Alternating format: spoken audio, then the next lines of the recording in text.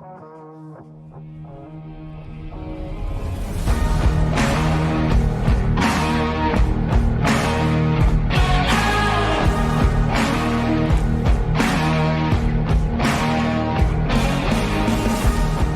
at least for one day, the Mets on opening day look like a brand new team and a good team, that we were worried about nothing, that all the changes worked, the pitching was great, the bullpen was good, and the Mets win on opening day. Unfortunately, the Mets have done that for a long time. They lost their first 8 opening days. Since then, they have rung off a 42-23 all-time best, MLB best, opening day record. What's up, everybody? I'm Bob Walters. Welcome to the show, Locked Up Sports. Listen, the Mets look good yesterday. All is well in Mets land, right? All the changes, the Alonso who, Nimmo what, it doesn't matter because the Mets came out on top. They got Skenes out of the first inning. Skenes couldn't get out of the first inning. I mean, Skenes was 2/3 of an innings pitched, 4 hits, 5 runs, 2 walks, and a strikeout. That's the reigning National League Cy Young Award winner. And then on opening day, he comes out and he can't get out of the first inning, and all is well in Mets land. But, put the brakes on. This team still has a lot to prove. It's a new team. It looked good on opening day. Don't get me wrong. It looked like they were working the counts. They're doing exactly what Stearns wanted this team to be. This is exactly what we saw yesterday is exactly what Stearns wanted them to look like. A team that works counts, grinds out runs, has a big inning here or there, and have the pitching be good, but does not have to be great, and the bullpen kind of irrelevant. Although they did get 3 innings from Tobias Myers, who looked good. He pitched 3 innings, gave up a hit, a run, struck out 1, and all is well, like I said. But the Mets have done this. Mets do this on opening day. They win on opening day. It's what the Mets do, and we'll take it. You're not going to give it away. It's a good win to knock out Skenes. I mean, that was surprising, alarming, I guess, to say the least, after the way he pitched. He pitched well in the World Baseball Classic, but to come in on opening day and just have a stinker like that, what are you going to do? The Mets are 7-2 now on opening day at Citi Field. There's all the numbers come pouring in about how good they are on opening day and how efficient this Mets team usually is on opening day. Like I said, 42-23 all time. They lost their first 8 opening days, and since then they've won 42 of 57. So it snapped the 2-game losing streak on opening day. But what are you gonna do now? Now you go in. Now the season starts. It's an everyday thing. Baseball's an everyday thing. Can't get too high with wins. You can't get too low with losses. It's just the way the game works. It's 162 games. They're gonna play now until the fall. It's just turned spring, so now they play until the fall. So you kind of take it day by day. Peterson will pitch on tomorrow. They have the day off today. There's always the day off after opening day to prevent from a rainout situation because these people have opening day tickets. You got to give them opening day. So they have the day off the day after opening day, and then they play again on Saturday and Sunday. 2 afternoon games. You have Peterson and you have McLean going. Be interesting to see with Peterson. We'll see if we get a look at this bullpen, really having to come in pressure spots and get people out. Like yesterday, they didn't. Freddie Peralta yesterday, he was all right? It wasn't anything to write home about. 5 innings, 6 hits, 4 runs, 7 strikeouts, which was nice. The 7 strikeouts shows that he does have swing and miss stuff still, and I think Freddie Peralta is going to be fine. As far as the new guys, which is basically the whole team, everybody except Lindor in that lineup was either brand new to the Mets playing their first game as a Met or in a new position playing their first game in the new position. And I mean, look, it went over well, right?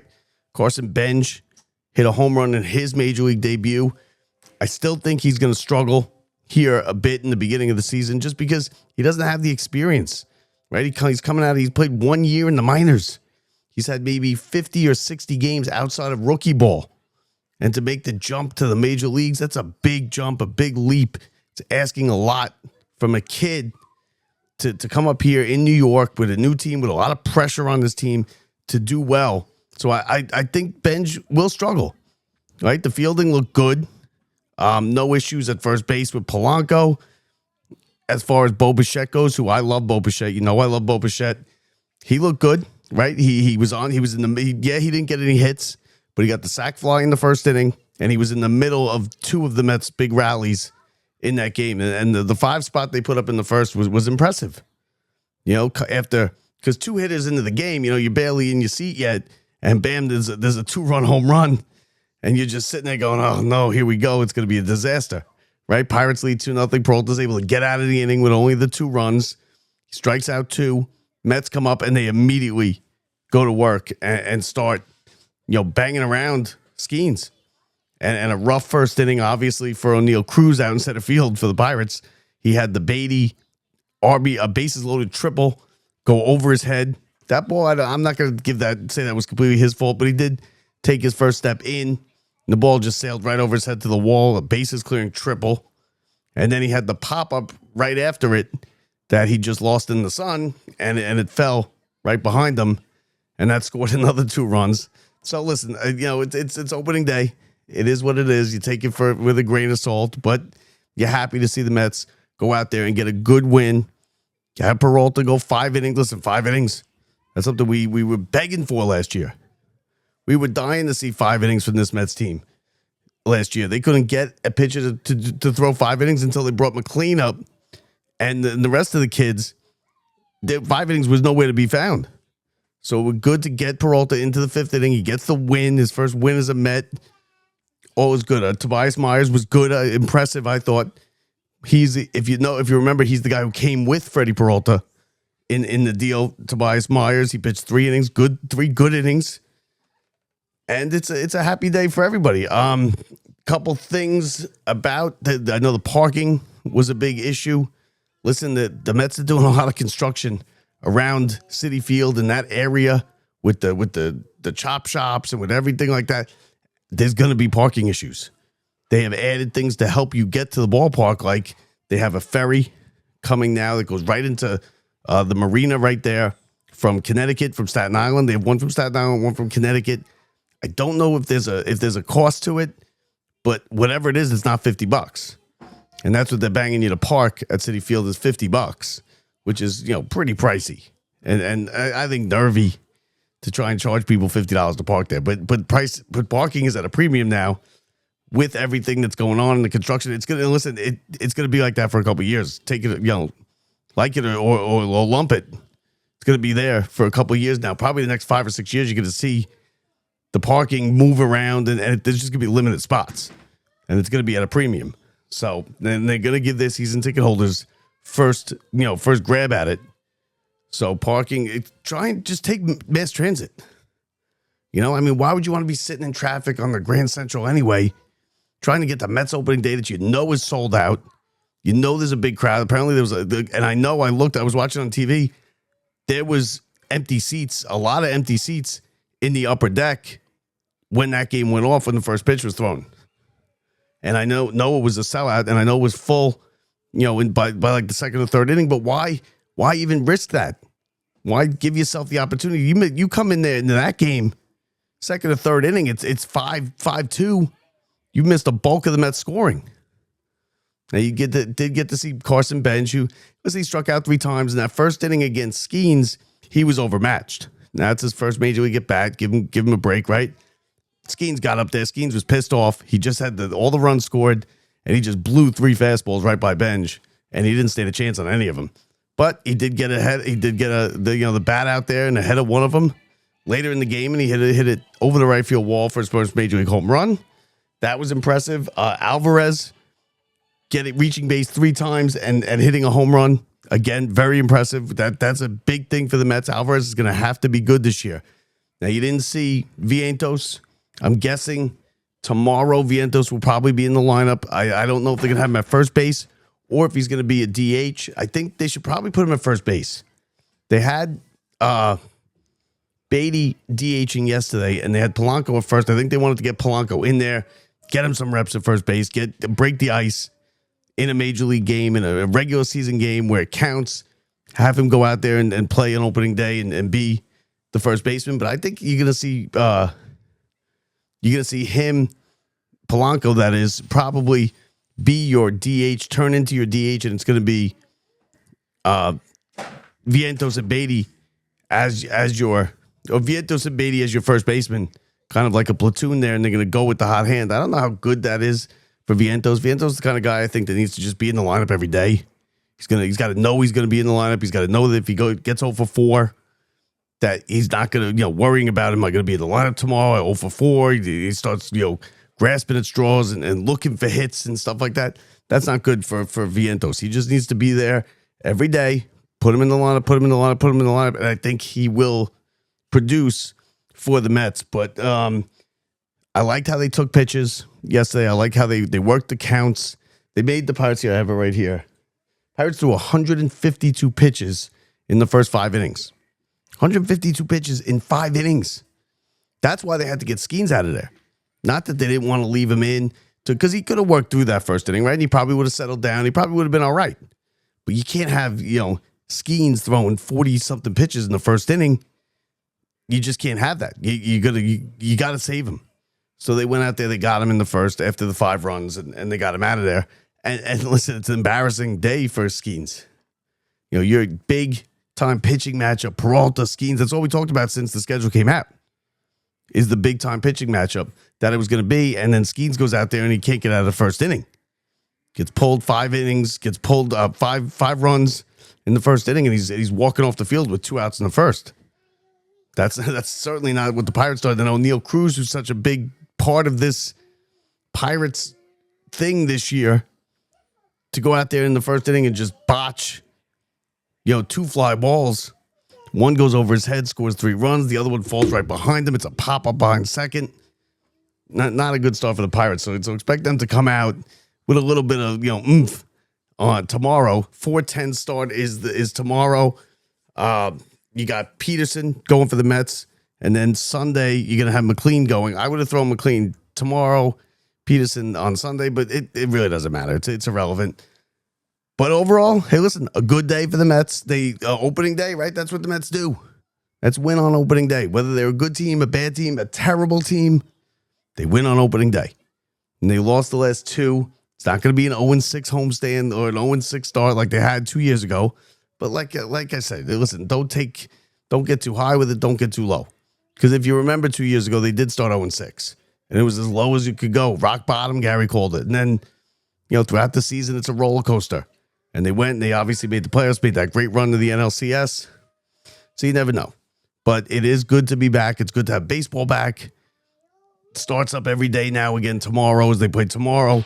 And the Mets will get the thing going. They have this 3-game series. And then the Cardinals come in for 3 on Monday, Tuesday, and Wednesday. And then the Mets hit the road and they head out west right off the bat. They go to San Francisco. They play 4 in San Francisco against the Giants. And then they come back home, it's kind of weird. Then for 4 against the Diamondbacks and then 4 against the A's. So they have a chance to get off to a good start here, right? You got the A's, not a great team. Diamondbacks, okay. The Giants are a decent team. Listen, it's weird that they're sending them out west for only 4 games, right? Usually you go out there and you hit the Giants, you hit the Dodgers, you hit, whoever you're going to hit out there, other than West Coast teams, because then they come back for the Diamondbacks, the A's, and after that they go back out west for 3 against the Dodgers, and then to the Midwest to play the Cubs. It's a very weird schedule the Mets have to start this season, right? It's home 6, and then it's out west to San Francisco, and then it's back home, and then it's back out west. Like, who thought of that? Like, what are they doing? Makes no sense. But it is what it is. That's the schedule. But good day, opening day. I hope everyone enjoyed it. I hope you had a good time out in the ballpark. Listen, the Mets. I also heard. I read somewhere. If you're out at Citi Field, or you've probably seen the commercials. They have the 9-9-9 challenge, right? It's 9 beers, 9 hot dogs, 9 innings, and you buy it. It's $60, I believe it is, something like that. It's not what you think it is. It's basically 9 3.5-inch hot dogs. So 9 3.5-inch glizzies that's not a hot dog. So it's a total of about maybe 3 hot dogs and 1 24-ounce beer split up into 9 cups.